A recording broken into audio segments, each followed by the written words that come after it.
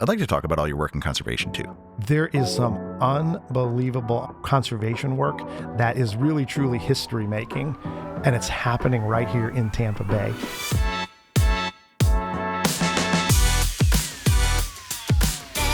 Welcome to Money Market, a Bank of Tampa podcast. We highlight the businesses, expert business advice, the local economy, and points of interest in the Tampa Bay market. Follow us on YouTube, Spotify, and Apple, or wherever you find your favorite podcasts. And please share this episode with a friend or colleague. I am your host, Owen LaFave, the Pinellas County Market President for the Bank of Tampa, Tampa Bay's oldest and largest community bank. Today, we're joined by someone who really does sleep with the fishes.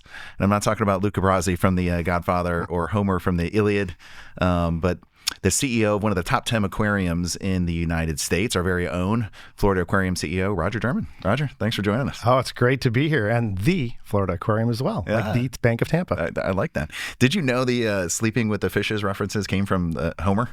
I did not know that was the original reference, but yes, I obviously understand the cultural mob type things, right? But I did not realize it was from Homer. I was Googling just the year of The Godfather because I was trying to think as I wrote that, and I thought, I'm like, was that 70? What year was that? And Homer and the Iliad popped up, and so apparently Achilles throws somebody into the river and says, now you can rest with the fishes, and I'm like, I thought it was The Godfather. I would have thought that too. Yeah, now it makes sense though, because now you say as you go back and you remember that poem story, right? That absolutely makes total sense. That's for the reference. Yeah. Actually. So do you really sleep with the fishes? There's a rumor that you sleep with the sharks. I have. Honestly, I have slept with the fishes. It's usually, in a... Is that like a midday, like siesta, or does he sneak That one I can't do. Hey, the good news is the Florida Aquarium is doing really well right now, so I can't do it during the day. Yeah, so we're packed during the day. But, in the evening, there's been plenty of times. And honestly, most of the time, and just sidebar, right? Most of the time when you sleep with the fishes is we do care about the animals that are in, that are in our care, in essence. And so there were plenty of times where in my previous life, as well as here, if an animal's not doing well in the team, you may stay overnight. Just make sure that they're getting what they need. Of course, here in Florida, we have hurricanes, so we do have ride-out teams at times, right? Yeah. You want to make sure you're there. So, I'd prefer not to sleep at the aquarium during those moments, but yes, we have slept at the fishes. I can imagine outside of those moments that it's incredibly peaceful. I mean, it's just very serene and just, yes, you're connecting with nature. It's so beautiful. And then obviously it's dark in there too. So yeah, no, it really is. One of the interesting things about, being in the aquarium space and here at the Florida Aquarium is, as you said, that we see the water from the surface, right? And if you're lucky enough, maybe you can dive or you put even on some, some masks, but as clear as things can be in the Gulf or other places, you still can't appreciate nature. You don't usually see it gathered at that level, right? You don't have the clarity. So you're right. There's these moments where you just sit at the aquarium, you look at the animals. If I have a rough day, I'll just walk out and you just kind of close your eyes, reopen them and go, man, life is just... It's so magical. It is. It is just absolutely magical. You can reset and... it's cool. Yeah, the underwater world, sleeping with the fishes or hanging out with the fishes or resting with the fishes, walking with the fishes is pretty cool. So why should people come to the aquarium? I mean, what would you tell them? How would you sell them on coming to the aquarium? Well, the easiest answer is it's a unique look at nature. You're connecting with nature. We're in an urban setting right now, and the world, I think in 2017, more people live in urban environment than rural environment. So get a chance to connect with nature, but also you get a chance to go underwater. You don't have to know how to scuba dive and swim and see the beauty and magic of fish and sharks and sea turtles in their home and their element. I think it's just a magical place to connect with nature and see something that you just can't see every day. Do you have a favorite exhibit? And you can't say like your children, right? You can't just choose one. I love all my children. Do you have a favorite? It's interesting. It is hard as a CEO to say a favorite exhibit. So I'll answer it this way. It depends on the moment and the day. And so there are some days where I need a boost of energy, right? I mean, I just, I'm not going to just, and I'll walk into an exhibit. That's shocking because you seem to have endless energy, but there are plenty of days, right? So, it's you walk into an exhibit and it's just teeming with life. There's just kids everywhere. You just get jacked up and energized, right? There may be some of those moments like, man, this was a long day. And the exhibit I want to go to is like off the beaten path. And I'm just going to watch like the octopus move around a little, just very slow, just reset my expectations. So, it's an easy way to like avoid it, but it really is mostly about the mood that I'm in and how that exhibit connects, which is another reason why I think when people come there, it is different every day. So why you want to come to the Florida Aquarium every day is if you look at these exhibits, they can mean something different at that moment, the animals can act different. The vibe can feel different. So keep coming early and often, as we say in Chicago. So I'm from Racine, Wisconsin originally. Oh, okay. Yeah. So home of the Kringle. Yeah, home of the Kringle. Yes. I give those away for Christmas. All right. Put me on your list. I will. You're getting one. So I grew up in Chicago. I don't know if you know this or not, but folks from Wisconsin called folks from Illinois Flatlanders. Oh, I know. Absolutely. Absolutely. Well, I was from the south and southwest side of Chicago too. So we spent more time over in Michigan because that's kind of was a little bit easier to go on the expressway than cut through the city. But we love our Wisconsinites. Are you a Packer fan? I am a Packer fan. I'm a Packer fan. I'm an owner. Oh, are you really? Yeah. Okay. How did that work out in Chicago? You're not allowed. So here's some interesting trivia. You gave me a little trivia with obviously Homer. So one of the things about Chicago is you have two baseball teams, and a lot of people don't realize there were two football teams. And yeah, so typically what happens is if you were a Cubs fan, you probably were a Bears fan. The Bears used to play in Wrigley Field at times and moved around. But if you were on the South Side, which I'm a White Sox fan, generational, but not this year, yes, we can talk about that too. But people don't realize that there used to be the Chicago Cardinals. And the Chicago Cardinals, owned by the Bidwell family, played in Comiskey Park.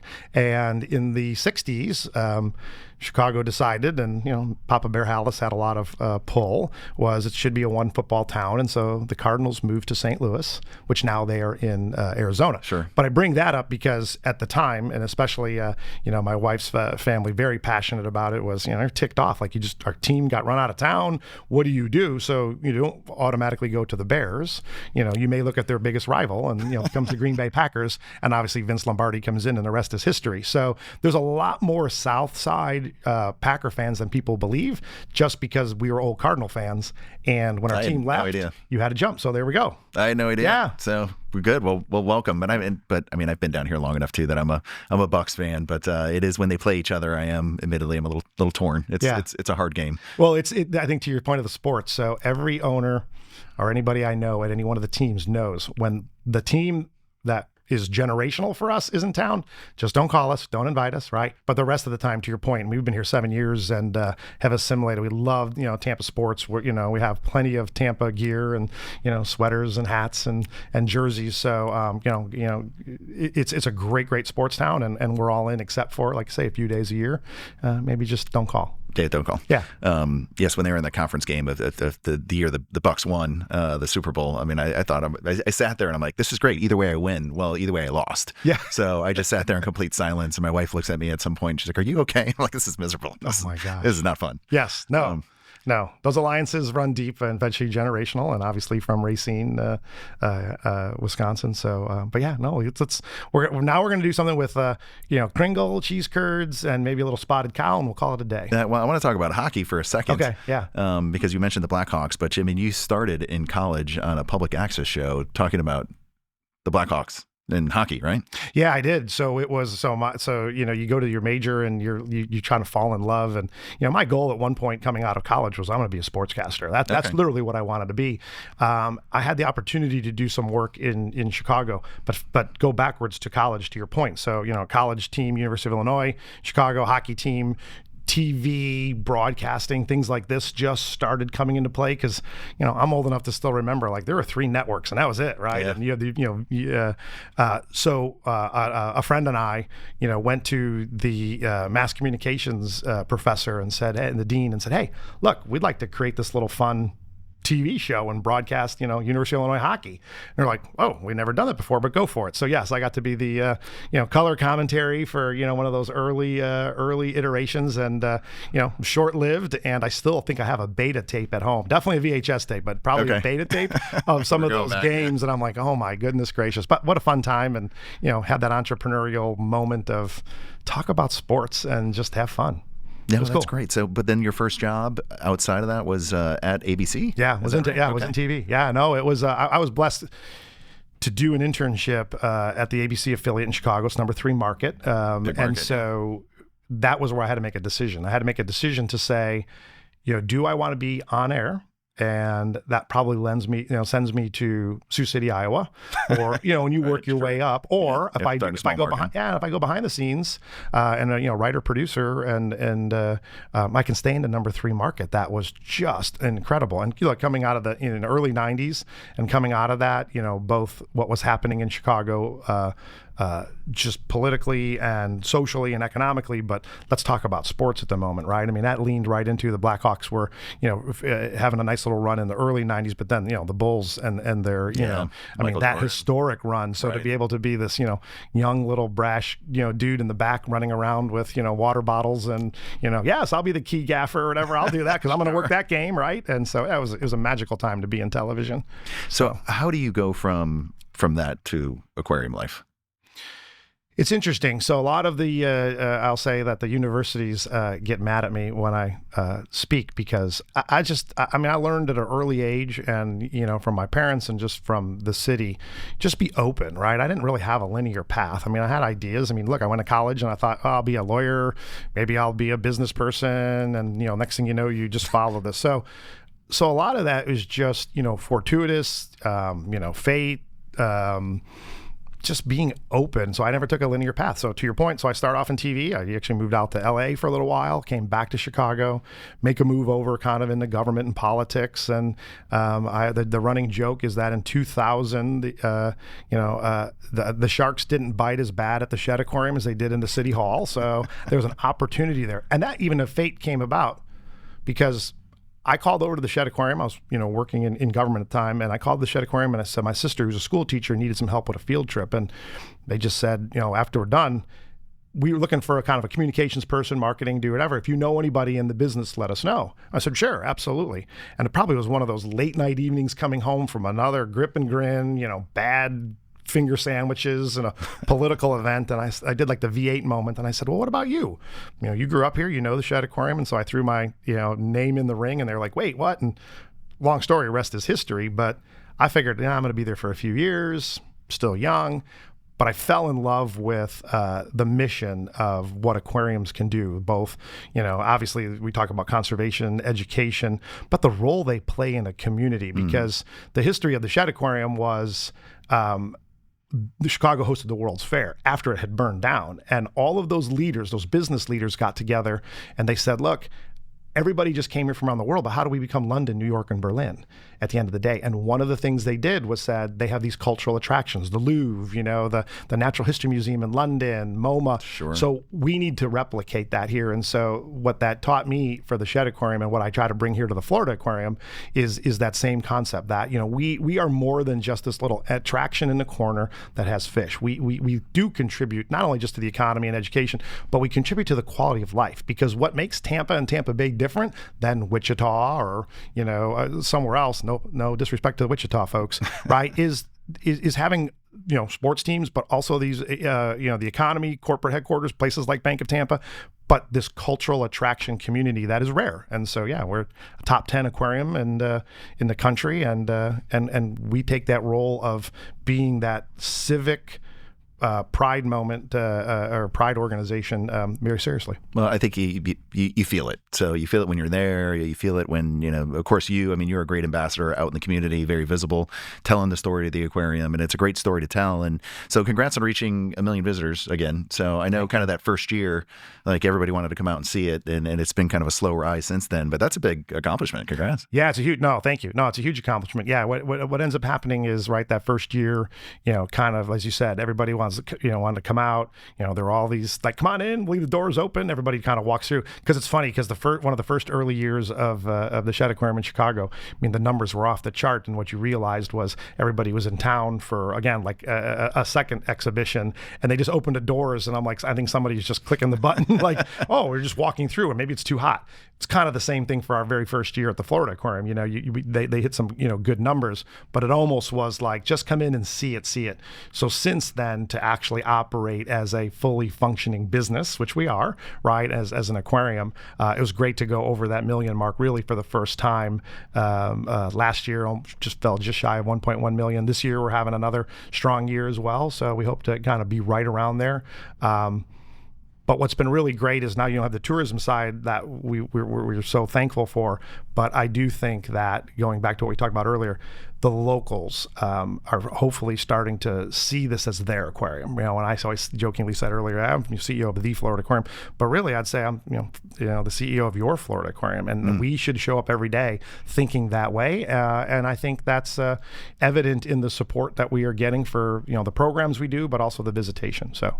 Good. Now, cool. So you've been there for 7 years now, right? 7, yeah. So what are you most proud of that you've accomplished in your 7 years? Oh, man, that's a great question. Because there's a lot in that 7 years if you think about like the trenches, right? So, if I look at it, I'll look at it in a couple of buckets. So the first thing, I think the first couple of years, what I'd probably be most proud of was we had an amazing staff at the aquarium. We also attracted some people who wanted to come across and had a vision to say we have a great aquarium, but our that we're on the cusp of stratospheric success. But let's not be this, kind of humble little aquarium in a corner. Let's go get it. And so those first couple years, I think we saw the needle move between staff realized, hey, we're again not this sleepy little aquarium. Let's deliver every day. The community started saying, it's not that little attraction in a corner that's known for water features or buy one get one freeze. Maybe this is something more here. And so coming out of that, I think I'm most proud that our staff really rallied. Our community started seeing us differently. Then you go to the next 2 years, right? And we're in the pandemic. And even though Florida, is a little different, you got to navigate something that is, unprecedented. Sure. Especially, in my first run as a CEO. And I'm going, oh, wait, how do we do that? But most proud of, coming out of that stronger than ever, because we not only maintained what we needed to do for the aquarium and the animals, we still opened our doors and pivoted to community and served a role, I think, providing respite and opportunities for nature. And we grew our business, actually. We grew our business. So this year, we're putting in a $43 million budget. Yes. Yeah. When I first started here, we were $21 million. Wow. Okay. So think about it, right? So you have those first 2 years there and we saw some success, but that success was built off people had pride. That flywheel started going. I'm most proud of that. Then we navigated, the pandemic and came out of that stronger. And, no disrespect to a lot of folks up north or places where I came from too. It had nothing. I shouldn't say nothing.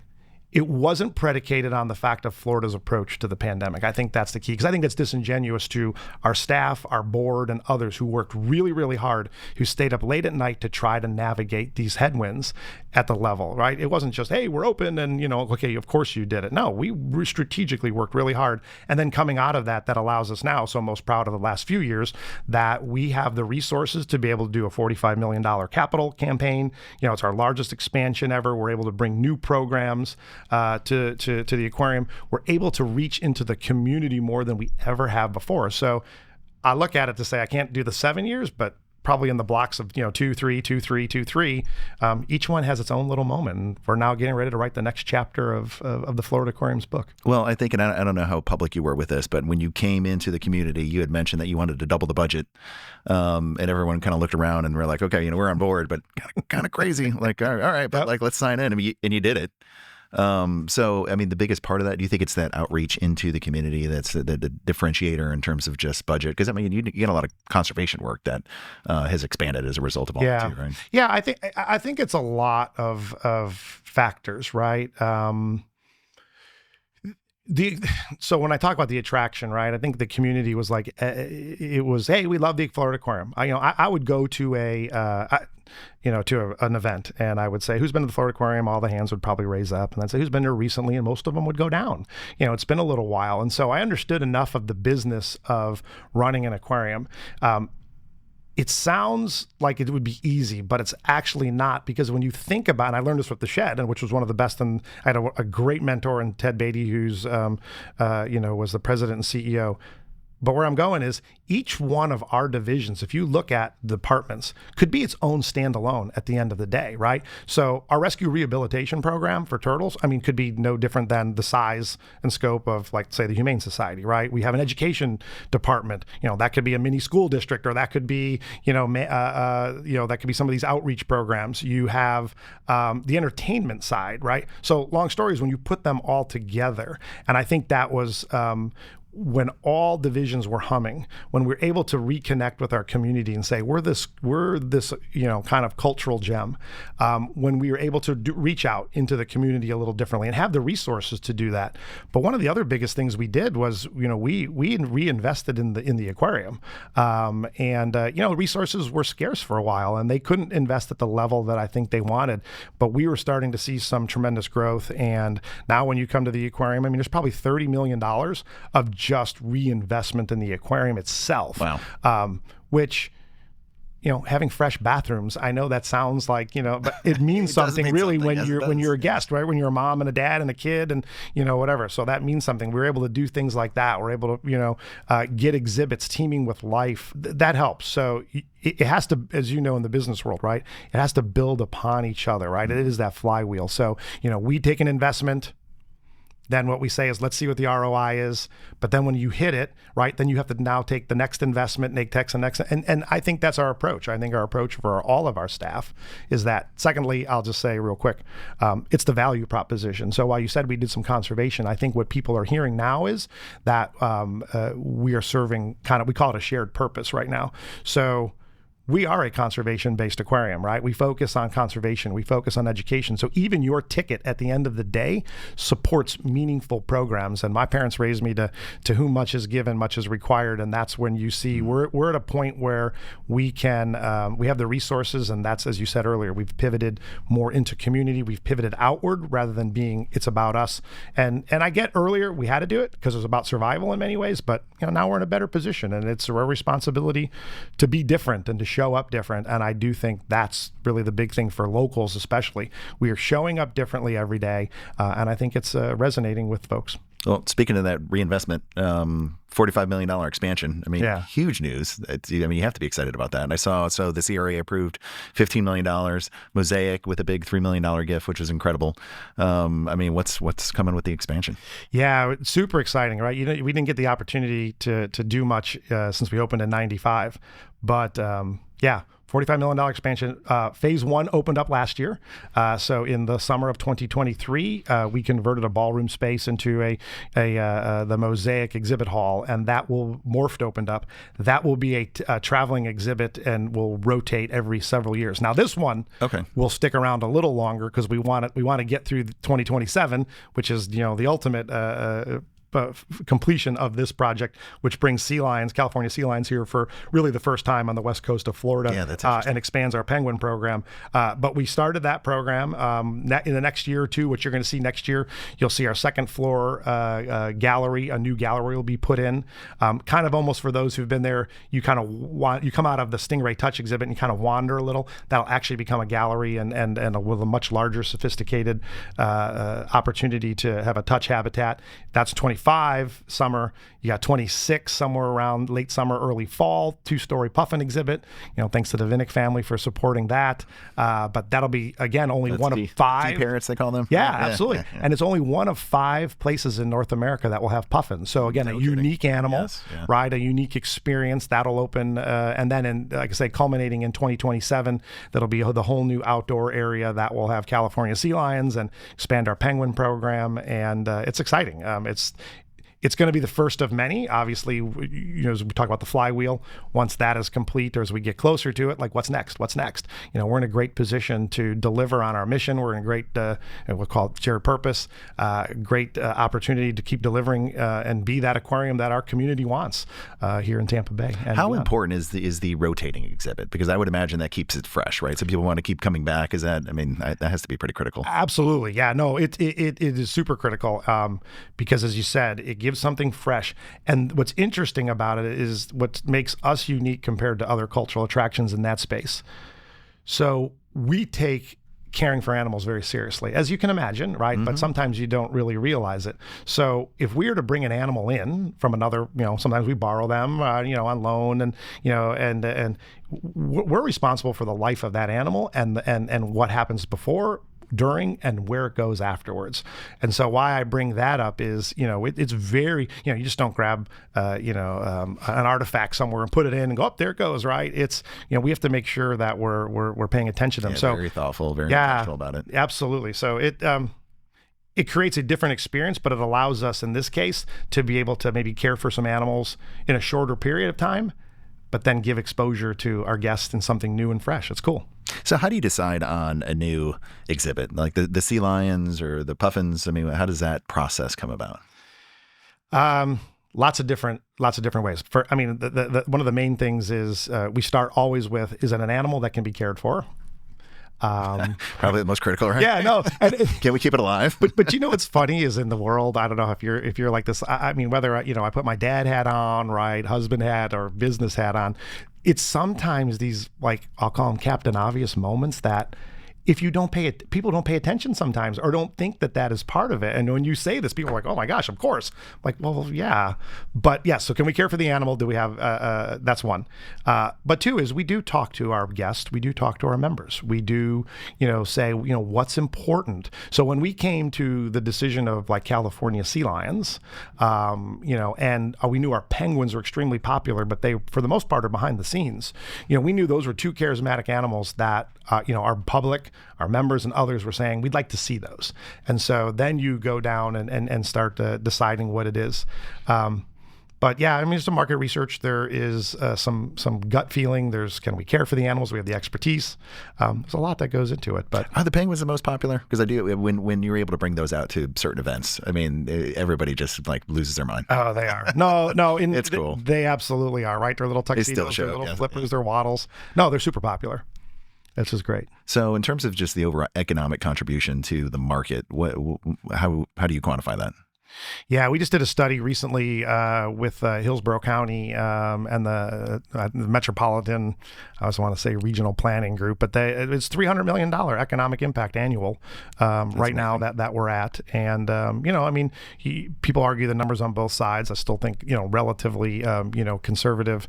But it's a significant economic impact. We've also, made sure that we are more emphasis on local partnerships and local vendors, making sure we're supporting those. We have an emphasis on, kind of the minority and diversity in some of the supply chain and some of the things that we do. Because, for instance, I'll give a great example, and I'm sure some folks will appreciate this. When you're getting your food and beverage, you can order, right? I mean, coffee from, off the back of the Cisco truck, and they deliver, and it's great. But we made a conscious decision, like, let's find, local, roasters. Let's find local folks. And right now our current partnerships with 22nd Street and Brisk, and, we were able to do that. So those are conscious decisions we made. So I think our economic impact is a little more even than what shows up. But it's an important role, in the quality of life of our city. In terms of funding, like how much funding comes from public, ticket sales, contributions? I mean, what is the mix there? Yeah, so we are probably, I'm going to say we're roughly 90 to 92% earned revenue. Okay. So gate and everything else, yeah. Right? So and we're trying to grow that over time. I would love to get to the point where 20% of our revenue is philanthropy and 80% is earned revenue, but we're chipping away at it. So we're probably 90, 92%, and then the rest of that is philanthropy. Believe it or not, the government support that we get are usually, we apply for those for grants. City of Tampa, we have a $430,000 line item in there, but for a $43 million budget, you're a finance guy, right? It's not much, yeah. But that's all we have. I mean, otherwise, what we get was we'll get grants for to support our our science programs, our education programs.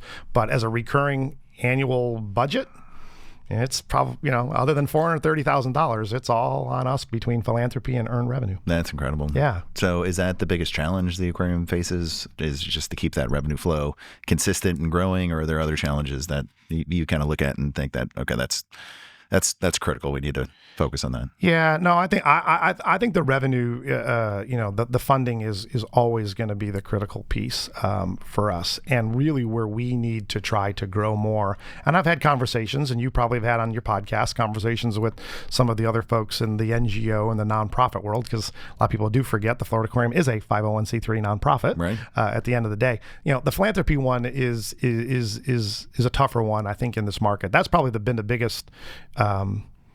I don't want to say shock, but coming from a big market, that has generations of giving and wealth, and I understand corporations in Chicago and other places and stuff too. But that's been the tough one, I think, for us here. And so for us, for all of the great things we've done to get to that $43 million budget and beyond, we want to keep growing. We want to keep fresh.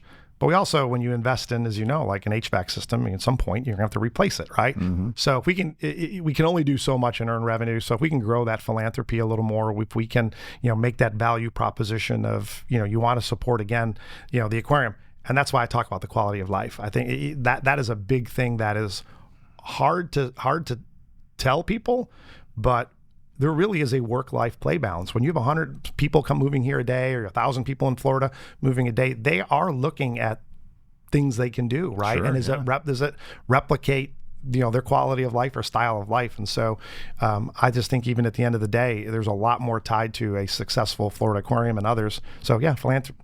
It's a long story to say that's where our growth has to be. I think moving forward is to sustain, keep that flywheel going. We have to continue to increase kind of that personal, corporate, individual support where people see it as their aquarium. They're rallying behind it, and they want to make sure that it thrives into the future. Well, speaking of their aquarium, you've got some new neighbors recently with the whole development of Water Street, and you've got Gasworks coming right behind it. Yeah. So how are you viewing the opportunity with Daryl Shaw and Gasworks and kind of connecting that area of town to leverage that for the aquarium?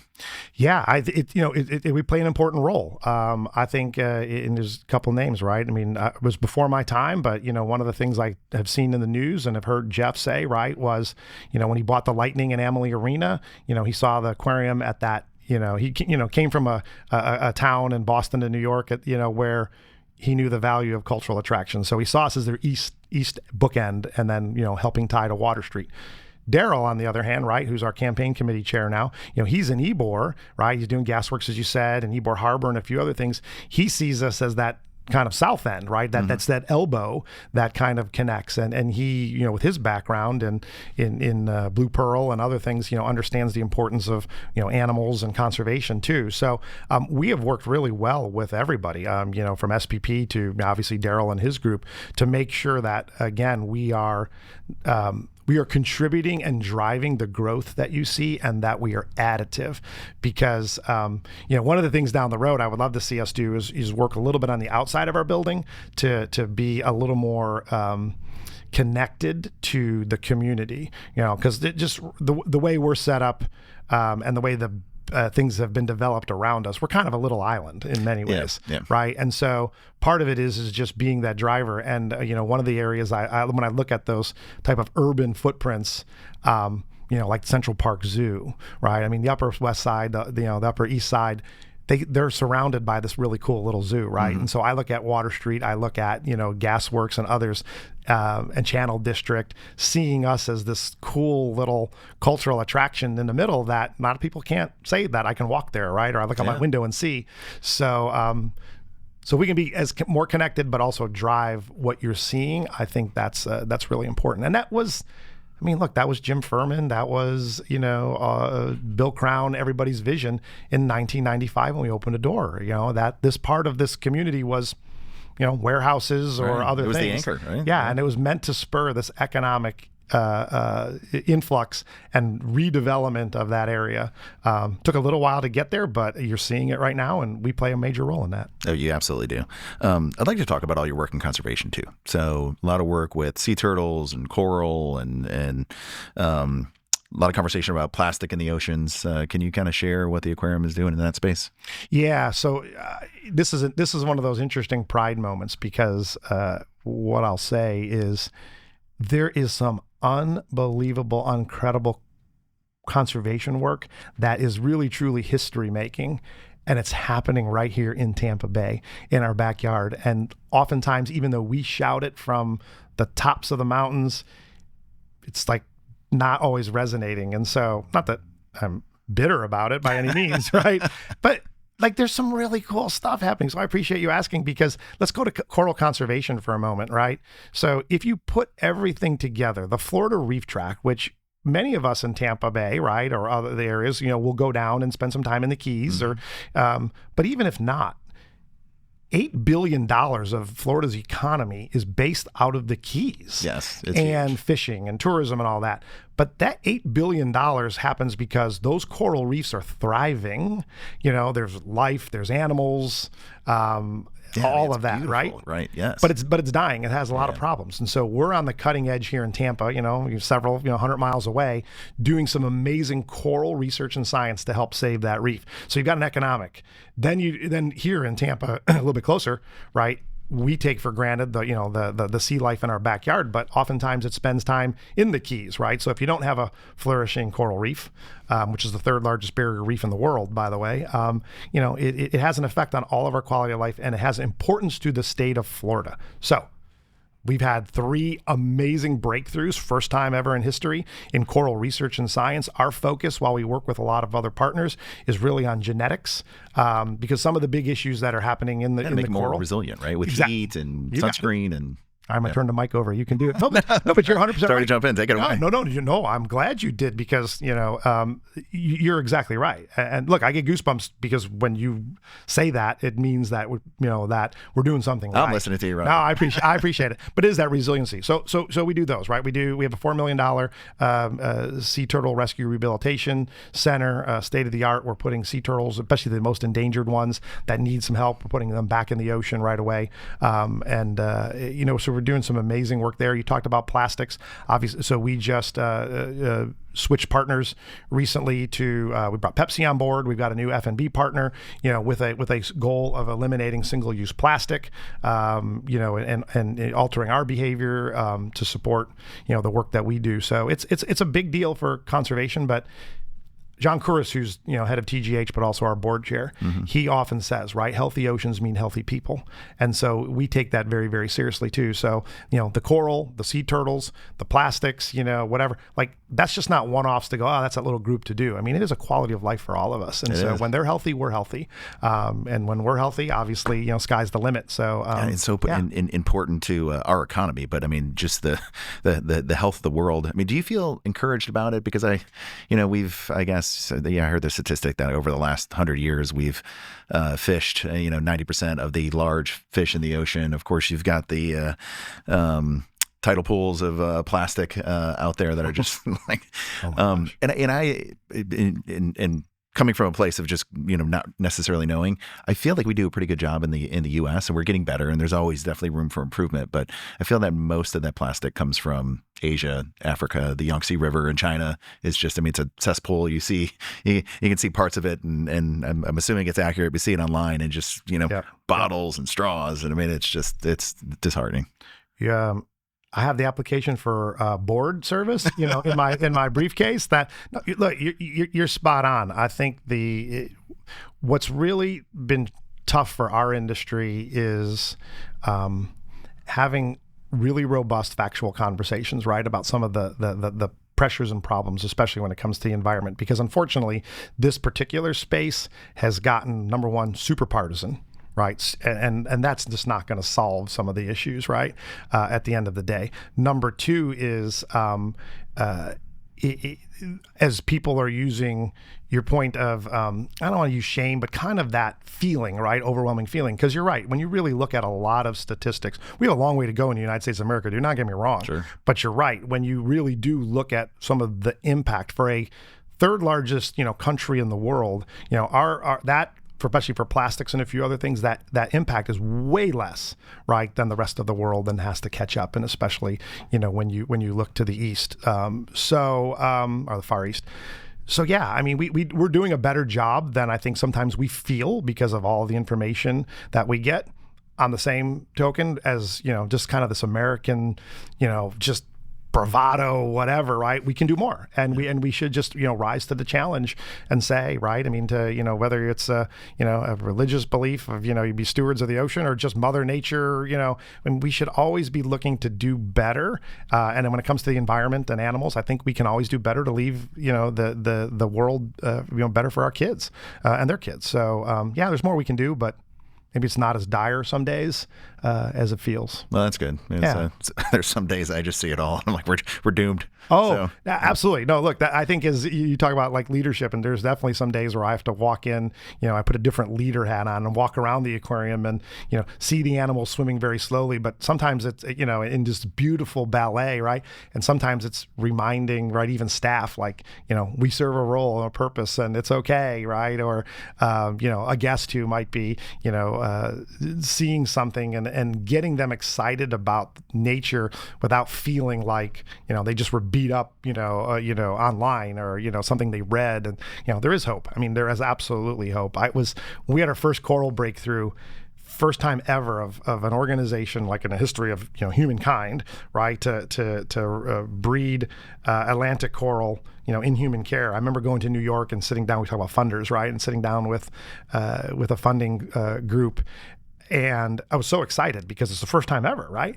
And they said literally, like, you're one of the first people to walk in here and, try to seek some funding, but like have hope. And you're like excited. And I'm like, well, first and foremost, right? I mean, it's if I come in here with doom and gloom, right? I mean, where's the ROI on that, right? Yeah. Whatever. But we just had like this first global breakthrough. So if I can't get excited about that, if nobody can get excited about that, then we really are doomed. The first time ever, and like that's cool stuff that we're doing here in Florida. So is that what gets you inspired? Because I can imagine things get tough. You think back to that mission. Does that keep you going? Yeah, absolutely. I believe that there's a role that we play at the Florida Aquarium. The shared purpose. I'm sorry. The shared purpose. No, well, what's interesting, just as a sidebar, is we don't have a mission statement. We change it to a shared purpose because one of the unique things for us and why it's a shared purpose, we can do things like we can save coral, we can do things for sea turtles, we can educate kids, right? We can offer, an experience at the Florida Aquarium.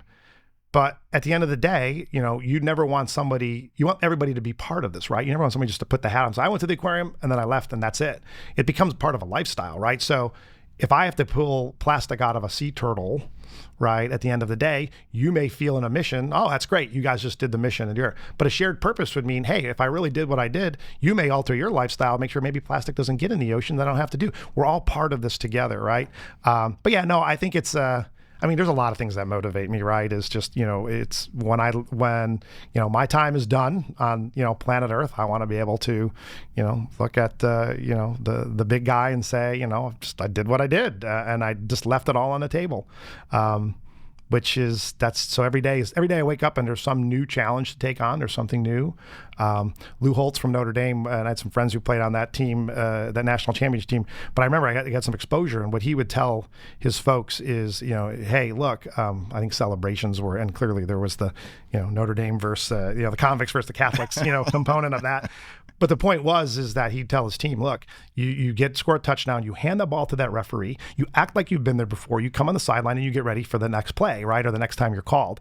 And, I've kind of taken that approach, and sometimes my staff's a little like, oh my gosh, can we just rest for a moment? And I'm like, no, celebrate. And we do celebrate, don't get me wrong, right?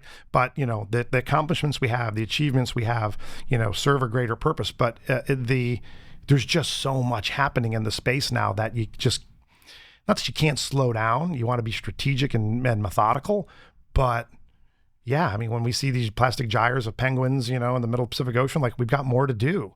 When you see kids, we started a Sea Trek program, which is a community program that we bring kids in from underserved areas, especially, who have no relationship with water. And as a matter of fact, those are probably the most folks that we see on the news that are, have drownings or things like that. Yeah. So point I'm making here is, when we put resources towards like saving another life, literally potentially by having a program that introduces kids to water, puts them underwater, challenges them to think differently, like that's just what motivates every day. Like we just have really, truly this purpose and shared purpose. And I think what I'm proud of in this here is that I'll use the word bought in, but what I feel every day is that our team is bought into the higher purpose that we have. Not Roger's higher purpose, but a higher purpose. And so it doesn't matter where you're at, if you're a part-timer, if you're a volunteer, or you're, in the senior leadership, I see it and I think we live it every day. And it's a cool, special place. Well, I tell you, leadership starts at the top, and you have a contagious personality, you have great energy, and you can feel it when you walk into the aquarium that the folks that work there have bought in, and they have great energy. And for folks that haven't been for a while, please go. It is just a cultural gem that we have here in our downtown. Roger, anything else you want to share with the listeners? I just hope everybody's proud of your Florida Aquarium, and come on, like you said, come on down and get involved. Great. If people want to know more about the aquarium or want to connect with you, where would you direct them to? Sure. Yeah. Website, best one, flaquarium.org. We have social media channels, or just, still call 411 or whatever and ask for the directory, and we have somebody who'll answer. Can you still do that? You can, right? We have a general phone number. Okay. Well, Roger, thanks for coming on Money Market. Thanks for having me here. If you have a question or future show idea or would like to be a sponsor, you can send us a message at moneymarket@bankoftampa.com or find us on LinkedIn, X, Facebook, and on Instagram at Bank of Tampa and online at bankoftampa.com. Thanks for tuning in. Thanks for subscribing, and we will see you around in the Money Market.